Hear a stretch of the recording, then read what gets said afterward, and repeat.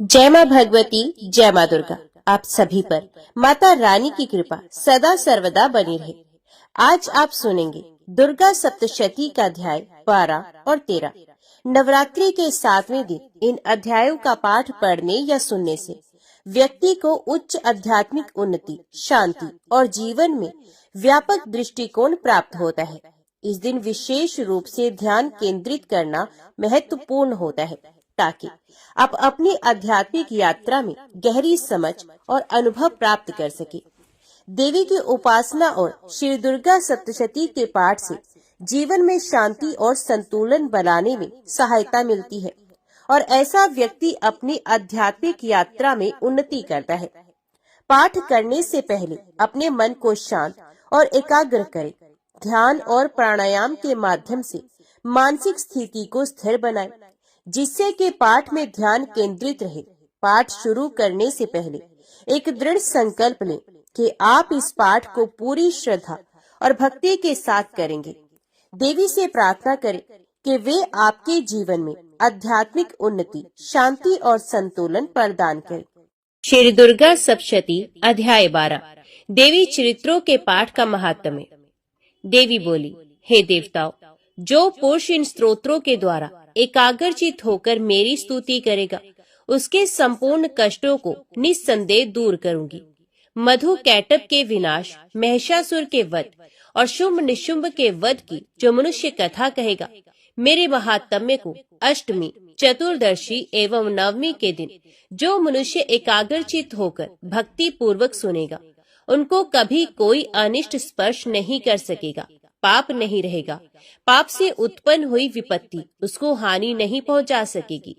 उनके घर में कभी गरीबी नहीं रहेगी और ना कभी उनको अपने प्रियजनों का विछोह होगा। इतना ही नहीं, उन्हें शत्रुओं से, लुटेरों से, राजा से, शस्त्र से, अग्नि तथा जल से कभी भय नहीं रहेगा। इसलिए प्रत्येक मनुष्य को भक्ति पूर्वक मेरे इस कल्याण कारक महात्म्य को सदैव पढ़ना और सुनना चाहिए। ये परम कल्याण कारक है। मेरा ये महात्म्य महामारी से उत्पन्न हुए संपूर्ण उपद्रवों को एवं आध्यात्मिक आदि तीनों प्रकार के उत्पातों को शांत कर देगा। जिस घर, मंदिर या जिस स्थान पर मेरा ये स्तोत्र विधि पूर्वक पढ़ा जाता है, उस स्थान का मैं कभी त्याग नहीं करती और वहाँ सदा मेरा निवास रहता है। बलिदान, पूजा, होम तथा महोत्सवों में मेरा ये चरित्र उच्चारण करना तथा सुनना चाहिए। बलिदान, पूजा, हवन मनुष्य चाहे जानकर या अनजाने में करे, मैं उसे तुरंत ग्रहण करती हूँ। शरदकाल में प्रत्येक वर्ष जो महापूजा की जाती है, उसमें जो मनुष्य भक्ति पूर्वक मेरा ये महात्म्य सुनता है, वे सब विपत्तियों से छूट जाता है और धन धान्य तथा पुत्रादि से संपन्न हो जाता है। इसमें तनिक भी संदेह नहीं। मेरे इस महात्म्य व प्रादुर्भाव की सुंदर कथाओं इत्यादि तथा युद्ध में किए गए मेरे पराक्रम को सुनकर मनुष्य निडर हो जाता है, शत्रु नष्ट हो जाती है तथा उसका कल्याण होता है। उसका वंश कल्याण के मार्ग पर चलता है जो मेरे महात्म्य को सुनता है। बुरे स्वप्न दिखाई देने पर, ग्रह जनित भयंकर पीड़ा उपस्थित होने पर मेरा महात्म्य श्रवण करने से छुटकारा मिल जाता है।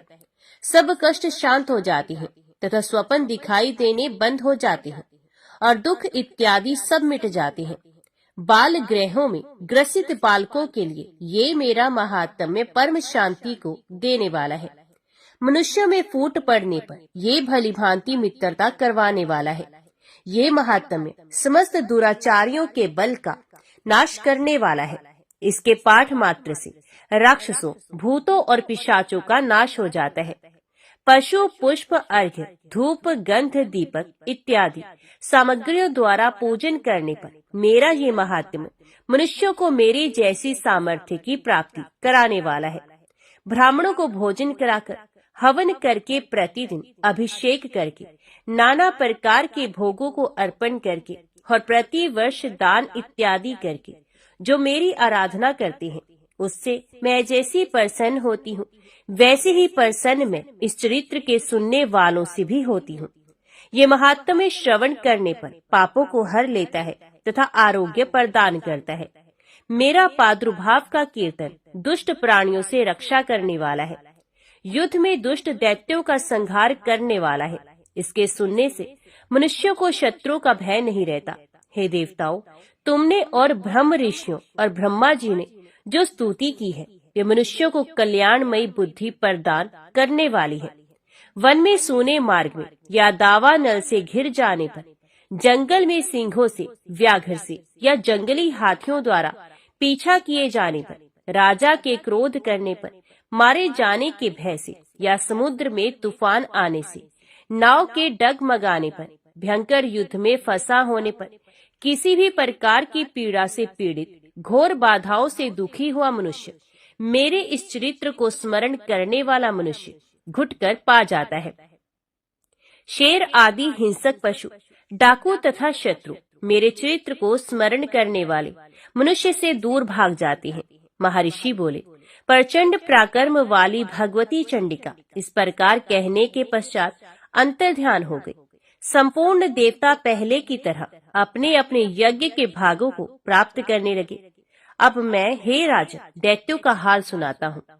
शुंभ युद्ध में मारा गया तथा उसका पराक्रमी भाई निशुंभ के मारे जाने पर शेष दैत्य पाताल लोक भाग गए। हे राजन, इस प्रकार भगवती अंबिका नित्य होती हुई भी बार बार प्रकट होकर इस जगत का पालन करती हैं। वे ही इसको मोहित करती हैं, जन्म देती हैं और प्रार्थना करने पर समृद्धि प्रदान करती हैं। हे राजन, भगवती ही महाप्रलय के समय महामारी का रूप धारण करती हैं और वही संपूर्ण ब्रह्मांड में व्याप्त है। वे सनातन देवी प्राणियों का पालन करती हैं।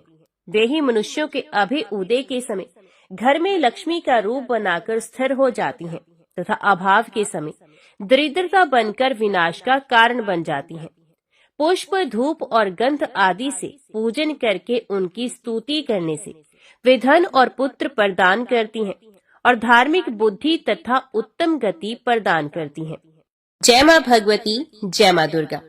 श्री दुर्गा सप्तशती 13वां अध्याय। राजा सुर्थ और वैश्य को देवी का वरदान। मेधा ऋषि बोले, हे राजा, इस प्रकार मैंने तुमसे देवी के उत्तम महात्म्य का वर्णन किया है। वे ही विद्या प्रदान करती हैं। भगवान विष्णु की माया स्वरूपा उन भगवती की कृपा से ही तुम ये वैश्य अथवा अन्य विवेकी जन मोहित होते हैं और मोहित होते रहेंगे। महाराज, आप दोनों उन्हीं की शरण में जाओ। वही भगवती आराधना करने पर मनुष्य को भोग, स्वर्ग तथा मोक्ष प्रदान करती हैं। मार्कंडे जी ने कहा, महर्षि मेधा की ये बात सुनकर राजा सुर्थ महर्षि को प्रणाम करके खड़ा हुआ और राज्य के क्षीण जाने से उनके मन में बड़ी ग्लानि हुई। राजा सुर्थ और वैश्य तपस्या करने के लिए वन में चले गए और नदी के तट पर आसन लगाकर भगवती के दर्शनों की अभिलाषा हेतु तपस्या में लीन हो गए। वैश्य देवी के परम उत्तम सूक्त का जप करने लगा। दोनों राजा और वैश्य नदी के तट पर मृत्तिका से देवी की मूर्ति बनाई। पुष्प, धूप, दीप तथा हवन द्वारा देवी का पूजन करने लगे। पहले उन्होंने आहार को कम किया, इसके बाद निराहार रहकर भगवती में मन लगाकर एकाग्रता से आराधना करने लगे। वे दोनों अपने शरीर के रक्त से देवी को बलि देते हुए 3 वर्ष तक लगातार भगवती की आराधना करते रहे। 3 वर्ष के बाद देवी ने उनको प्रत्यक्ष दर्शन दिए। देवी बोली, हे राजन, अपने वंश को संप्रसन्न करने वाले वैश्य, तुम जिस वर की इच्छा रखते हो वे मुझसे मांग लो, मैं तुम्हारी इच्छा पूरी करूंगी। मैं तुम दोनों पर अत्यंत प्रसन्न हूँ।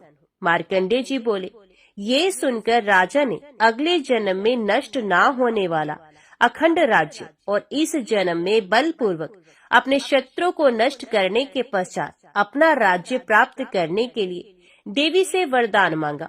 वैश्य ने भी, जिसका चित्त संसार की ओर से विरक्त हो चुका था, भगवती देवी से अपनी ममता तथा अहंकार रूप आसक्ति को नष्ट कर देने वाले ज्ञान को देने के लिए वरदान मांगा।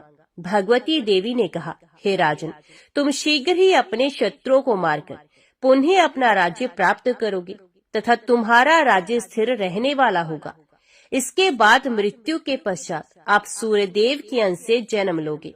तुम्हारा नाम सावर्णिक मुनि होगा तथा इस पृथ्वी पर मनु के नाम से ख्याति प्राप्त करोगे।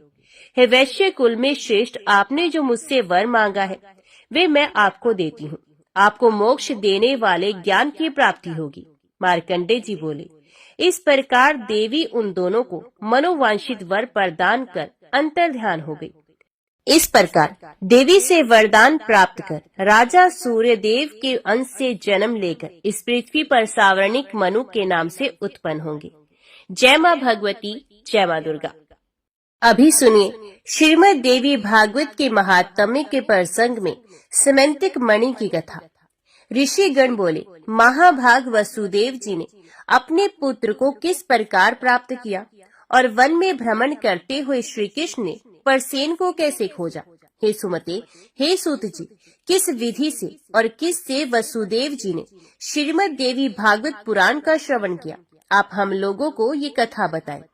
सूत जी बोले, भोज वंशी सत्राजित द्वारकापुरी में आनंद पूर्वक निवास करता हुआ सूर्य की आराधना में तत्पर रहता था। वे सूर्य का परम भक्त एवं उनका मित्र था। कुछ समय के पश्चात सूर्य देव उसके ऊपर प्रसन्न हो गए और उन्होंने उसे अपने लोक का दर्शन कराया। उसकी भक्ति तथा प्रेम से अत्यंत प्रसन्न हुए भगवान सूर्य ने सत्राजित को सिमेंतिक मणि दे दी और वह उस मणि को अपने गले में धारण किए हुए द्वारका आ गया। उसे देखकर मणि के तेज से भ्रमित नागरिकों ने सत्राजित को सूर्य समझकर सुधर्मा नामक अपनी सभा में विराजमान श्री कृष्ण के पास पहुंचकर उनसे कहा, हे जगतपति, आपके दर्शन की अभिलाषा से भगवान सूर्य स्वयं आपके पास आ रहे हैं।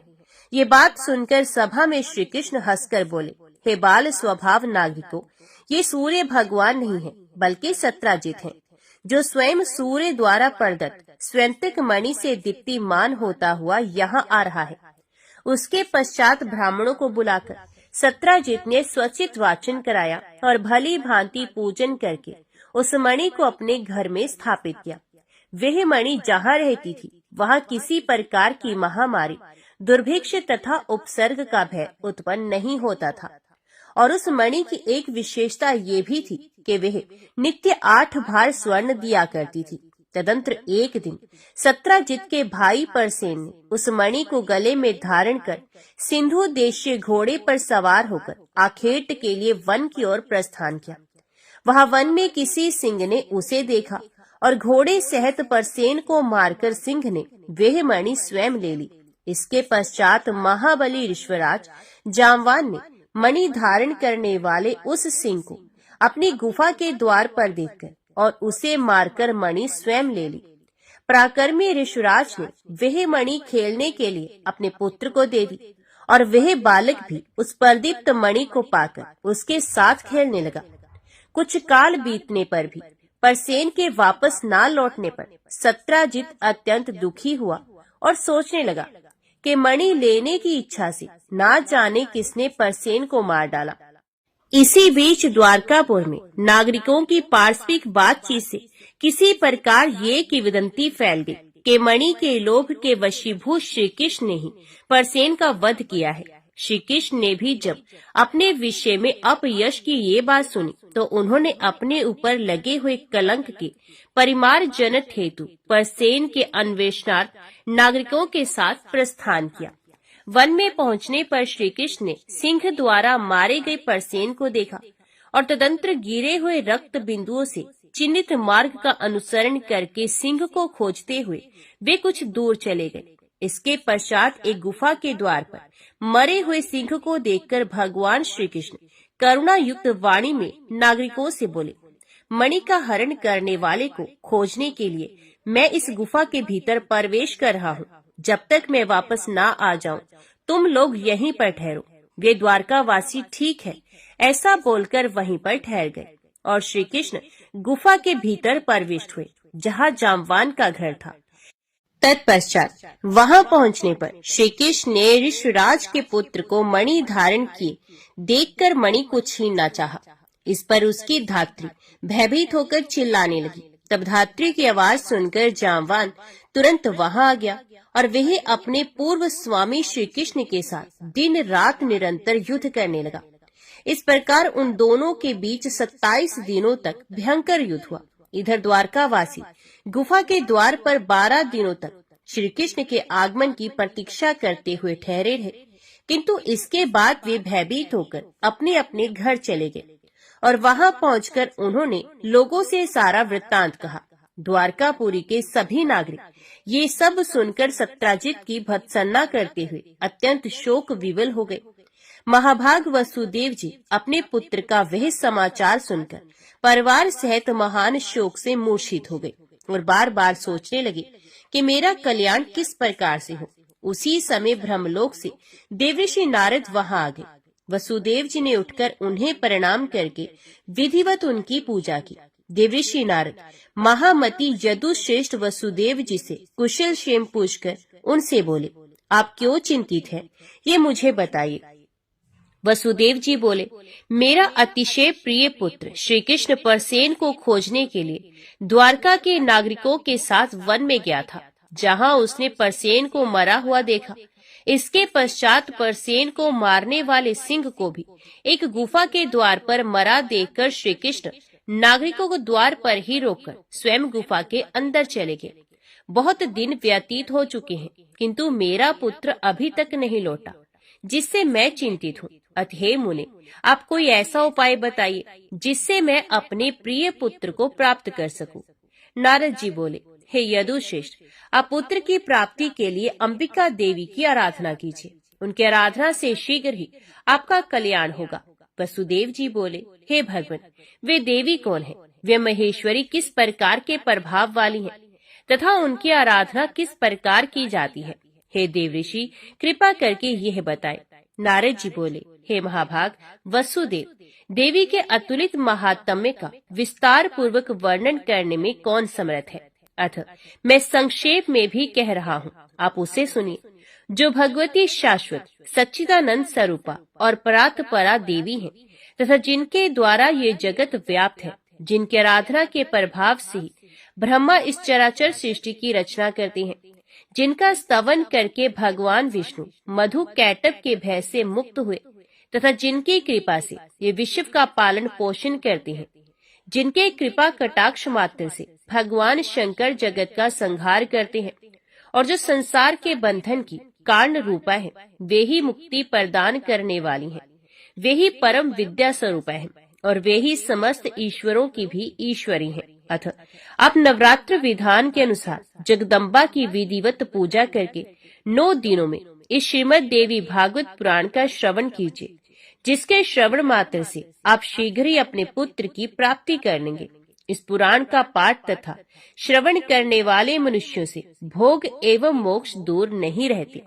नारद जी के ऐसा कहने पर वे वसुदेव जी मुनि श्रेष्ठ नारद को प्रणाम करके अत्यंत प्रेम पूर्वक कहने लगे। वसुदेव जी बोले, हे भगवान, आपके इस कथन से देवी महात्म्य से संबंधित एक अपना वृत्तांत मुझे याद आ गया। मैं उसे कह रहा हूँ, आप सुनिए। पूर्व काल में पापी कंस ने आकाशवाणी के माध्यम से देवकी के 8वें गर्भ से अपनी मृत्यु जानकर भयभीत हो भार्या सहित मुझको बंदी बना लिया। तदंतर मैं अपनी पत्नी देवकी के साथ कारागार में रहने लगा और पापी कंस भी मेरे पैदा होने वाले पुत्रों को एक एक करके मारता रहा। इस प्रकार जब कंस के द्वारा मेरे 6 पुत्र मार डाले गए, तब मेरी निर्दोष भार्या देवी देवकी अत्यंत शोकाकुल हो गई और दिन रात दुखी रहने लगी। तत्पश्चात गर्ग मुनि को बुलाकर उनका अभिवादन तथा पूजन करके पुत्र प्राप्ति की कामना से मैंने उनसे देवकी का दुख बताकर कहा, हे भगवान, हे दया सिंधु, हे मुनिवर, आप यदु कुल के गुरु हैं, अतः मुझे आयुष्मान पुत्र की प्राप्ति का कोई उपाय बताइए। इसके अनंतर दया निधान गर्ग जी प्रसन्न होकर मुझसे कहने लगे। गर्ग जी बोले, हे महाभाग वसुदेव, अब आप उस सर्वश्रेष्ठ साधन को सुनिए जो भगवती दुर्गा अपने भक्तों की दुर्गति का विनाश कर देती हैं। आप उन कल्याणकारिणी देवी की आराधना कीजिए, इससे शीघ्र ही आपका कल्याण होगा, क्योंकि उनकी आराधना से सभी लोगों की समस्त कामनाएं पूर्ण हो जाती हैं। दुर्गा की उपासना करने वाले मनुष्यों के लिए संसार में कुछ भी दुर्लभ नहीं। गर्ग मुनि के ऐसा कहने पर मैं प्रसन्न हो गया और अपनी पत्नी सहित मुनि श्रेष्ठ गर्ग को परम श्रद्धा पूर्वक प्रणाम करके दोनों हाथ जोड़कर मैंने उनसे कहा। वसुदेव जी बोले, हे भगवान, हे करुणा सागर, हे गुरु, यदि आप मुझ पर स्नेह रखते हैं तो मेरे कल्याण के निमित्त आप ही उन भगवती चंडिका की आराधना कर दे। मैं तो कंस के घर में बंदी रहने के कारण कुछ भी कर सकने में समर्थ नहीं। अतः हे महामते, अब आप ही इस दुख सागर से मेरा उद्धार कीजिए। मेरे इस प्रकार कहने पर वे मुनि श्रेष्ठ प्रसन्न होकर बोले, हे वसुदेव, आपकी प्रीति के कारण मैं आपका कल्याण करूंगा। मेरे द्वारा प्रीति पूर्वक प्रार्थना किए जाने के उपरांत गर्ग मुनि देवी दुर्गा की आराधना की इच्छा से ब्राह्मणों के साथ विंध्य पर्वत पर चले गए। वहां जाकर जप एवं पाठ में तत्पर रहते हुए गर्ग मुनि जगत की मातृ स्वरूपा और भक्तों की कामनाओं को पूर्ण करने वाली भगवती की आराधना करने लगे।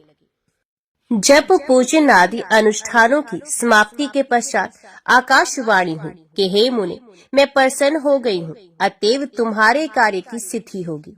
समस्त प्रकार के पाप एवं अनाचार स्वरूप पृथ्वी के भार का नाश करने के लिए मुझसे प्रेरणा प्राप्त कर स्वयं भगवान विष्णु अपने अंश से वसुदेव की भार्या देवकी के गर्भ से अवतार लेंगे। कंस के भय से वसुदेव जी उस शिशु को लेकर शीघ्र ही गोकुल में नंद के घर पहुंचा देंगे और वहां से यशोदा की कन्या को लाकर अपने घर में राजा कंस को देंगे।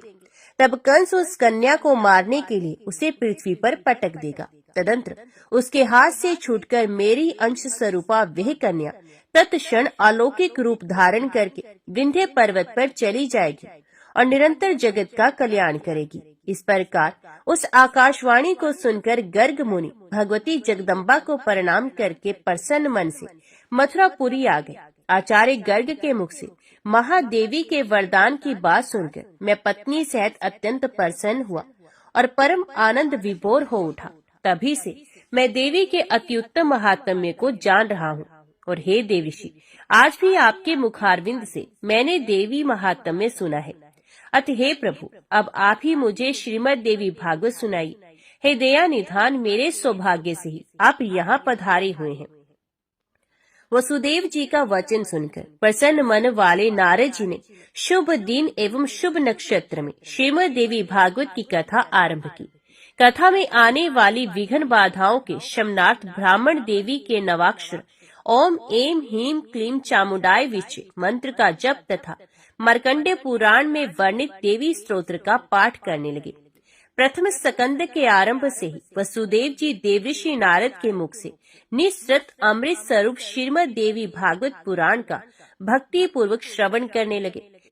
9वें दिन कथा की समाप्ति होने पर महामनस्वी वसुदेव जी ने श्रीमद देवी भागवत ग्रंथ कथा तथा कथावाचक दोनों की प्रसन्नता पूर्वक पूजा की। उधर कंदरा में श्री कृष्ण और जाम्बान के बीच चल रहे युद्ध में श्री कृष्ण के मुष्टिक प्रहारों से जाम्बान का शरीर अत्यंत शिथिल पड़ गया था। उसी समय जाम्बान को भी पूर्वकाल की घटनाएं याद आ गई और भगवान श्री कृष्ण को परम भक्ति के साथ प्रणाम करके अपने अपराध के लिए क्षमा याचना करते हुए उसने श्री कृष्ण से कहा, अब मुझे ज्ञात हो गया है कि आप रघुश्रेष्ठ श्री राम ही हैं, जिनके भयंकर कोप से सागर तथा लंका नगरी दोनों क्षुब्ध हो गए थे और रावण अपने बंधु बांधवों से मारा गया था। हे श्री कृष्ण, वे राम आप ही हैं, अतः मेरी धृष्टता को क्षमा करें। मैं आपका सर्वथा सेवक हूँ, अतएव मेरे योग्य जो भी कार्य हो उसके लिए मुझे आदेश दीजिए। जाम्बान का वचन सुनकर जगतपति श्री कृष्ण बोले, हे ऋषराज, मणि प्राप्त करने के लिए हम लोग स्कंदरा में आए हुए हैं। तत्पश्चात ऋषराज जाम्बान ने श्री कृष्ण की विधिवत पूजा करके सैमंतिक मणि तथा अपनी पुत्री जामवती उन्हें प्रसन्नता पूर्वक अर्पित कर दी। श्री कृष्ण ने जामवती को पत्नी के रूप में अंगीकार करके मणि को गले में धारण किया और ऋषराज जाम्बान से विदा लेकर वे द्वारकापुरी के लिए प्रस्थित हुए। उधर द्वारका में उदार हृदय श्री वसुदेव जी ने श्रीमद देवी भागवत पुराण कथा की समाप्ति के दिन ब्राह्मणों को भोजन कराया तथा नाना विध दक्षिणाओं से उन्हें संतुष्ट किया। जिस समय वे ब्राह्मण वसुदेव को आशीर्वाद प्रदान कर रहे थे, उसी समय भगवान श्री कृष्ण मणि धारण किए हुए पत्नी जामवती के साथ वहां आ पहुंचे। भार्या सहित भगवान श्री कृष्ण को देखकर वसुदेव जी तथा उपस्थित जन समूह की आंखें हर्षातिरेक के अश्रु से परिपूर्ण हो गई और वे परम आनंदित हुए। देवर्षि नारद भी श्री कृष्ण के आगमन से हर्षित हुए और उन्होंने वसुदेव जी तथा श्री कृष्ण से विदा लेकर ब्रह्म सभा के लिए प्रस्थान किया। जो मनुष्य निष्कपट भक्ति एवं शुद्ध हृदय से भगवान के इस विख्यात तथा कलंक नाशक चित्र का पाठ एवं श्रवण करता है, वे पूर्ण सुखी हो जाता है। जगत में उसकी सभी कामनाएं पूर्ण हो जाती हैं तथा मृत्यु के अनंतर वे मोक्ष पद प्राप्त करता है। जय मां भगवती, जय मां दुर्गा।